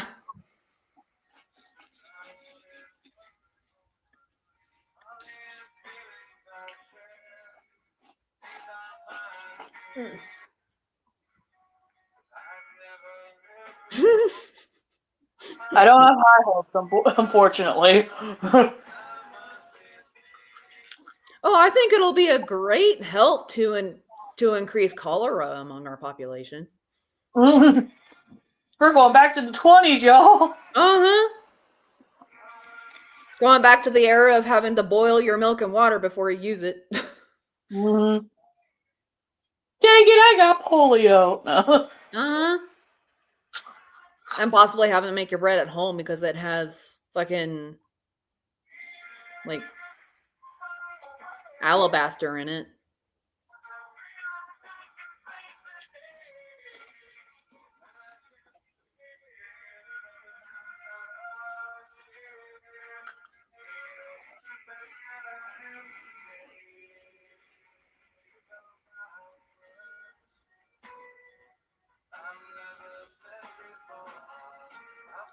Yep, take care. Have a good one, Lisa.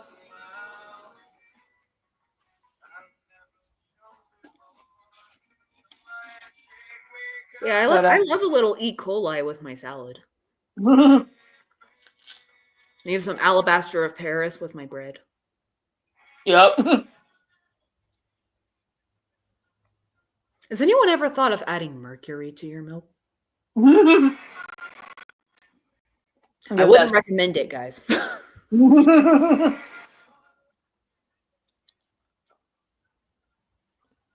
you need 5 milligrams of this medication or 5,000 milligrams?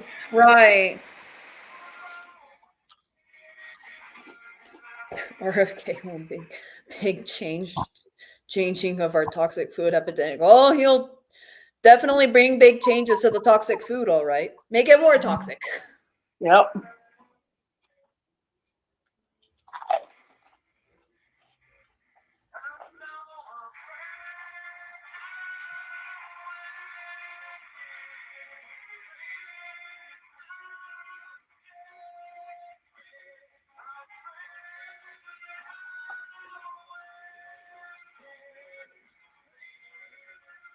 I do remember when I visited London for those 10 days, you can definitely tell the difference between food standards with the UK and the US. Oh yeah.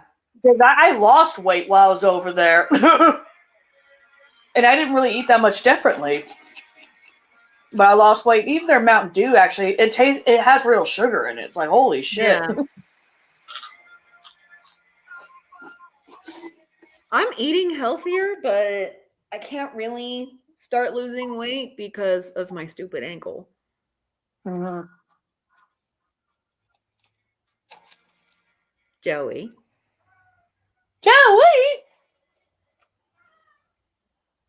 Oh my god, my toe is itchy. Okay, if you're still out there, how are you doing?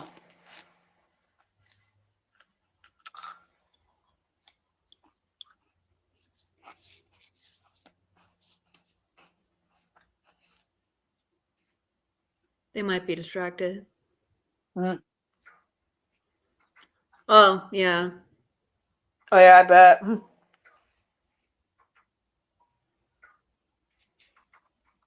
I'm glad you're here. Mm-hmm.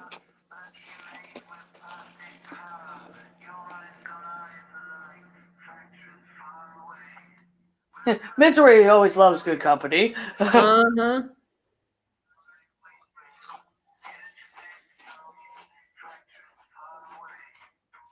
Mwah.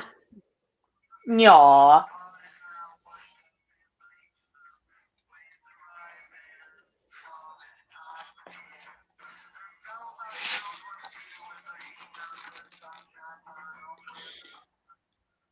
Yeah, I've been mentally exhausted. I don't know what's been causing my mental exhaustion, but I have been mentally exhausted all day.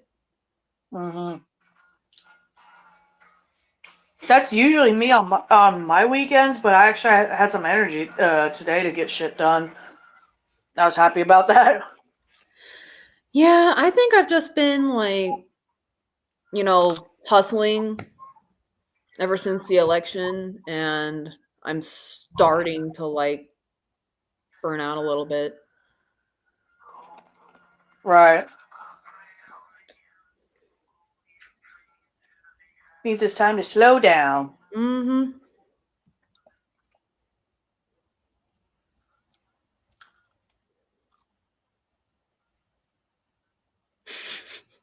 Fucking Doge.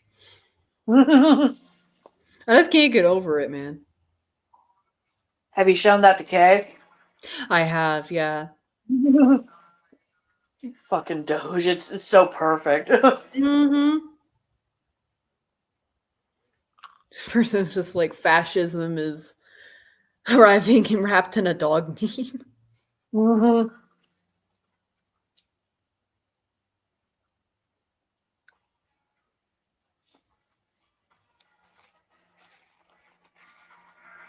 Yo, what the fuck? Huh? So there's this extremely left. So liberals like to claim that they don't do conspiracy theories and that they are the party of truth, and honesty and integrity. There's this very far-leaning left, quote unquote, news outlet called Midas Touch. Mm-hmm. Apparently, one of my follows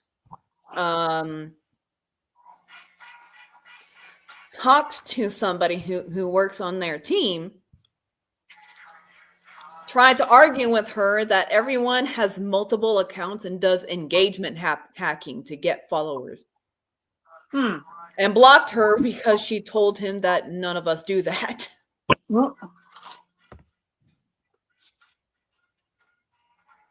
reminds me, how's the recount rumor going? Oh, recount triggered in Pennsylvania Senate.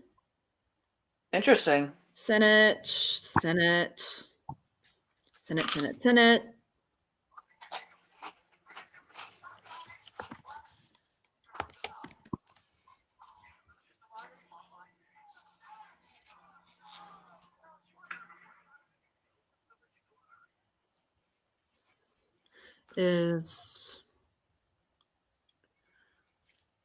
Baltimore Sun says that's a thing. As does the Telegraph, LA Mag. Washington Times sounds familiar.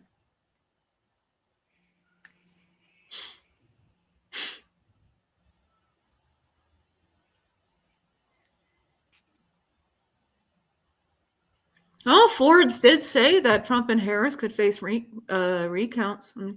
I don't know. It's just I heard it somewhere, and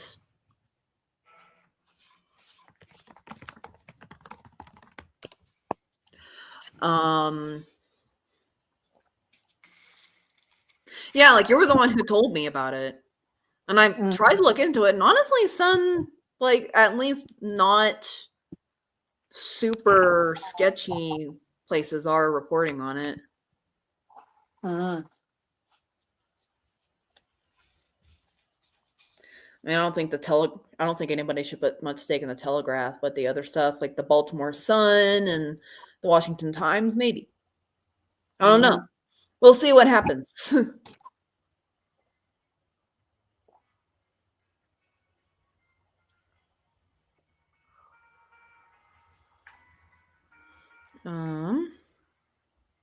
Yeah. I don't know. I could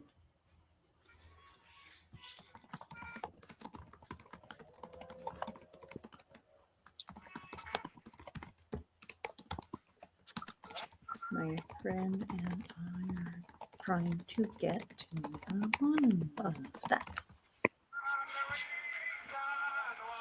And yes, I am a very fast typer, everybody. I actually amazed I believe it was my therapist by typing while looking at her. All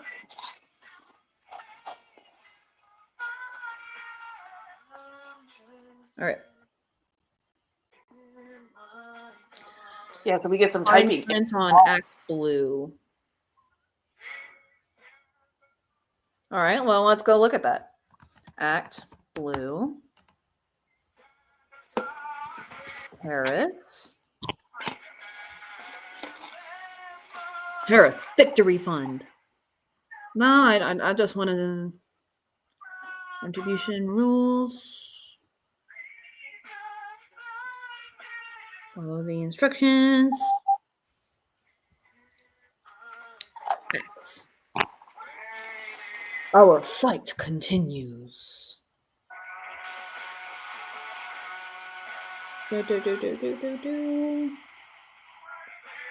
taking over, funds go to same committees. I have maxed out. How can I donate? What is it?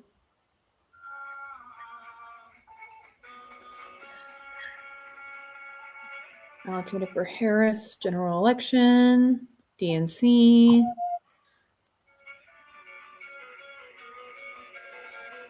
The next allocated DNC split equally among these states. Yeah, I'm not seeing anything about a recount. At least so far. Like this seems like where it would be. Ow! My leg! What? Getting all their shit.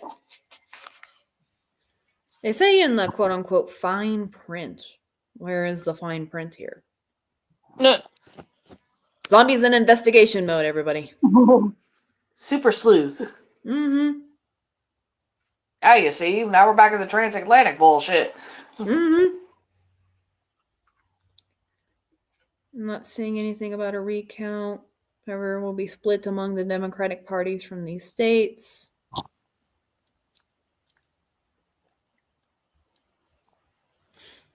Requirements. Something due. Bacon, sausage, cheese, layers. And when you finish, you know you had something to eat. I'm currently looking on the site that articles are claiming the fine print is. So far, no fine print about a recount.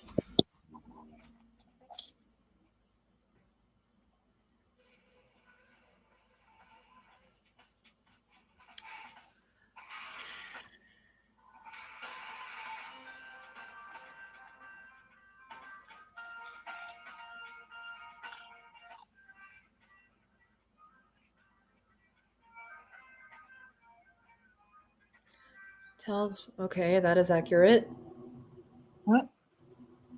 The first person.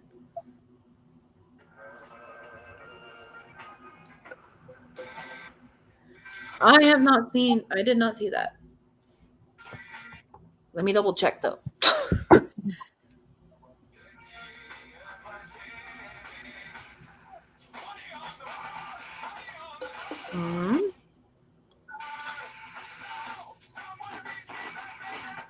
Allocate to Harris. The next.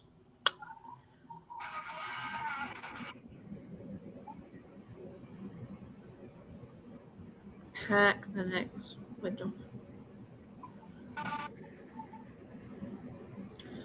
Allocated to Harris, Harris for president for the general election.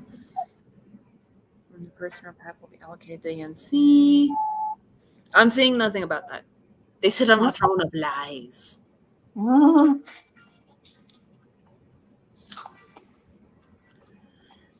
Misinformation.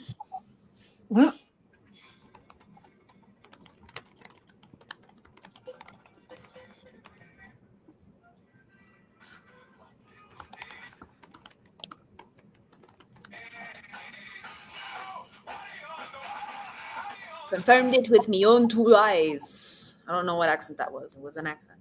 The fuck? It was an alien accent. Yes.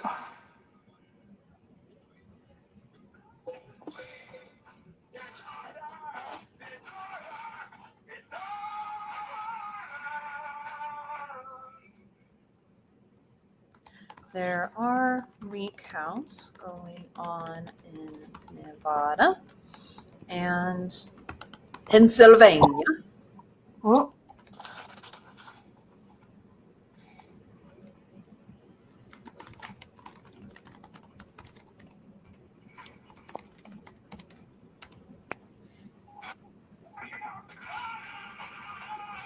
Yeah.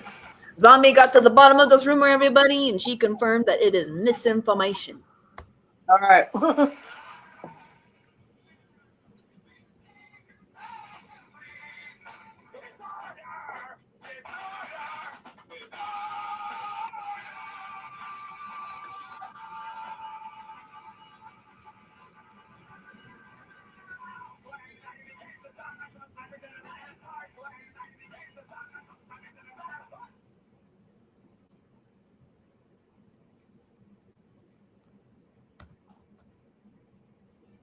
Black Friday savings are here. So what are you working on?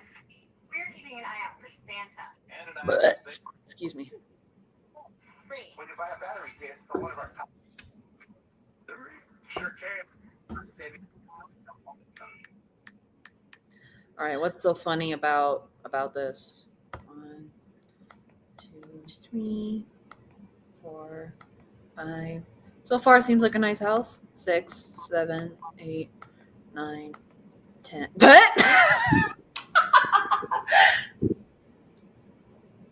Oh, what happened? I'm gonna send you this, and you need to make it to picture 10.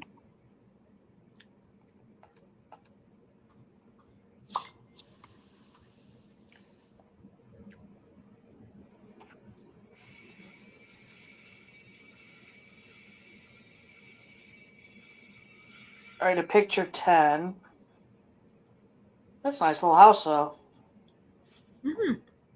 Yeah, it is.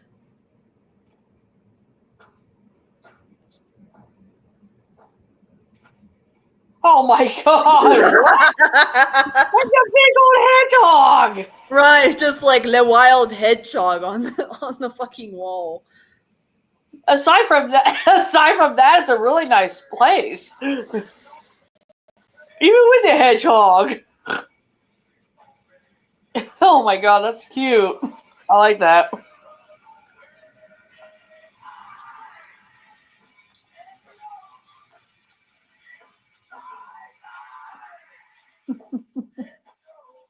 Fucking hedgehog.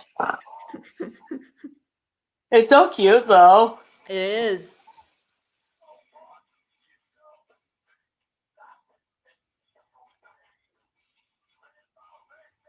Ah, Rage Unmasked. Hmm.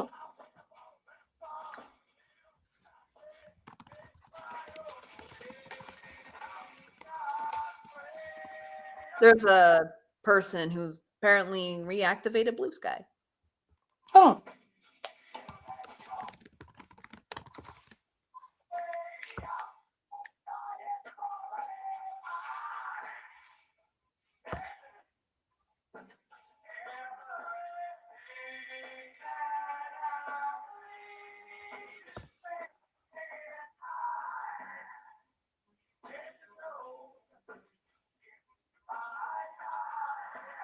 What are you listening to? Godsmack. See, ooh, Ah, that good old fashioned 90s, early 2000s grunge.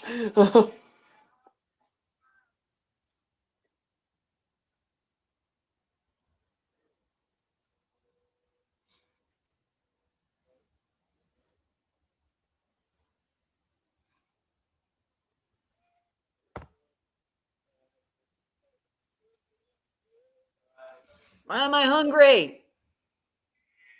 You good, Chandler? I'm hungry. God damn it. Say, Tyler, go feed your kid brother. Mm-hmm.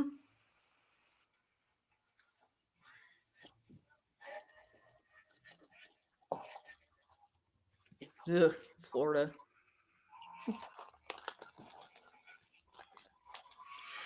I mean, hey, if Georgia ever does flip blue, I stand by my promise of getting a peach on my shoulder. Mm. It'll never happen, but I stand by that promise. Right. I'll never forget that in 2022.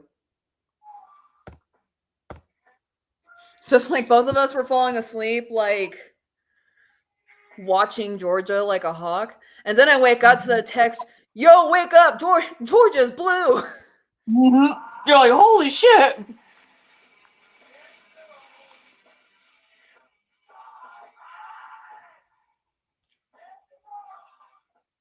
I was not expecting that shit, but I was like, fuck. I didn't realize how many states went for Reagan. I mean, obviously I wasn't alive when Reagan was around. But like Jon Stewart showed the electoral map of when Reagan won, and there was one, count of one, blue state. Minnesota. Just that stuff is crazy to me. Right. Though the electoral college needs to go bye-bye. This is how we get into these kind of things. Like the whole American system. Right. I mean, like I made a poster, like I was reading something, like it was Article 2, Section 3 or something. That talked about how the president, even before the whole immunity thing, could put Congress in recess permanently. Mm-hmm. And I just finally couldn't help but be like, why do we give one person this much power? Our version of democracy fucking sucks. It really does.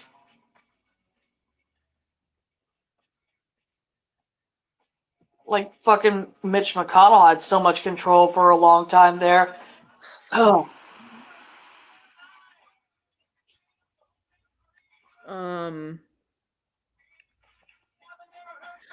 Well, I mean, it's just like the president, like the powers of the president are built to be abused. Mm-hmm. For all intents and purposes, the president was already an emperor. An emperor. Emperor? An emperor. You know, Your Randy, what I'm talking about. Your Okie's coming out there. Mm-hmm.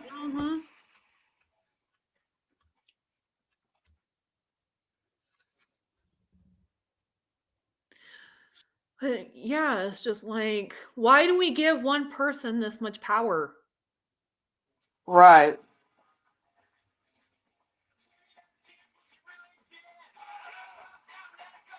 I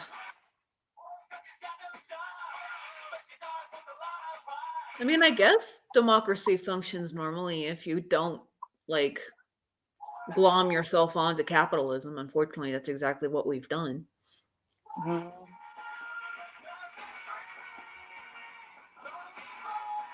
I mean, there was apparently a modern day, like, well-respected philosopher. I thought this was very interesting. He was asked the question of how, I believe it was like, what impedes true socialism? And he went the stock market. Because when your whole, like, society is based around the stock market, based around money, you're never going to get there. Mm-hmm. And I was like, good point, sir. Mm-hmm. Which I had no fucking idea how old stock market, the idea of the stock market is. I want to say over 100 years old at least. Mm-hmm. No, The stock market was in the 1500s. Oh, fuck. Yeah.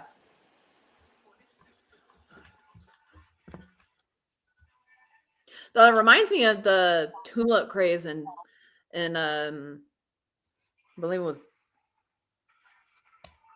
where was it?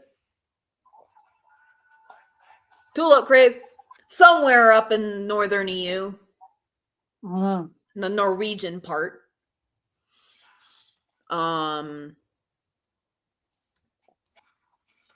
It was Danish. Mhm. Anyway, there was like this huge tulip craze, and probably my favorite story out of that craze was a sailor who was on a ship and found an onion and decided to cook and eat that onion. Onion was not onion. Onion gave him very severe tummy ache because onion was in fact very expensive tulip. Right. Very expensive tulip bulb. And so he had to deal with basically being poisoned and also like getting practically murdered by the owner of said expensive tulip. Mm-hmm. Fun times for that guy. So now it also made me want to eat a tulip, but I don't want to be poisoned.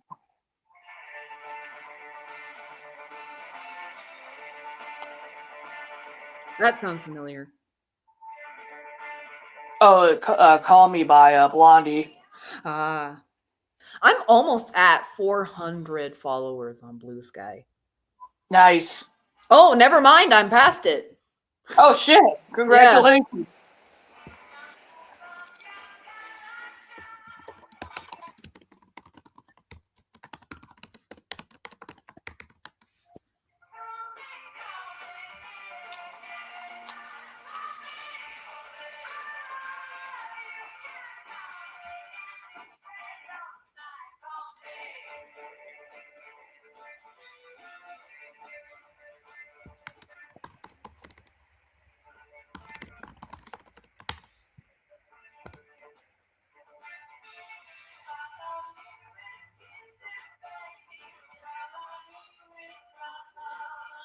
How many followers do you have so far? I mean, you're nowhere near as active on there as I am. Do you still have a Twitter? I do. How is it looking? Horrifying at some points. I'm just like, there are terrifying GIFs that I did not need to see. But yeah, it's starting to like implode on itself when it comes to posting.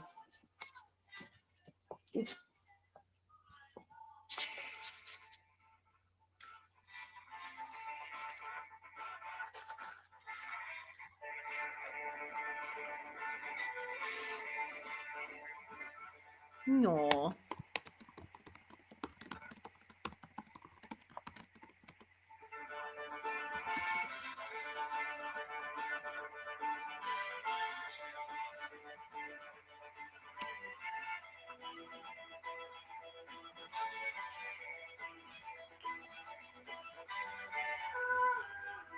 You want to start to close out the stream? Oh yeah, good idea. We're almost right at 200, so 2 hours, I should say, not 200 minutes, whatever. Yeah. My concept of time is fleeting right now. Yes. However, thanks everyone who's come in. Who said hi, Lisa, Kay. And everyone have a good night. Bye, everybody.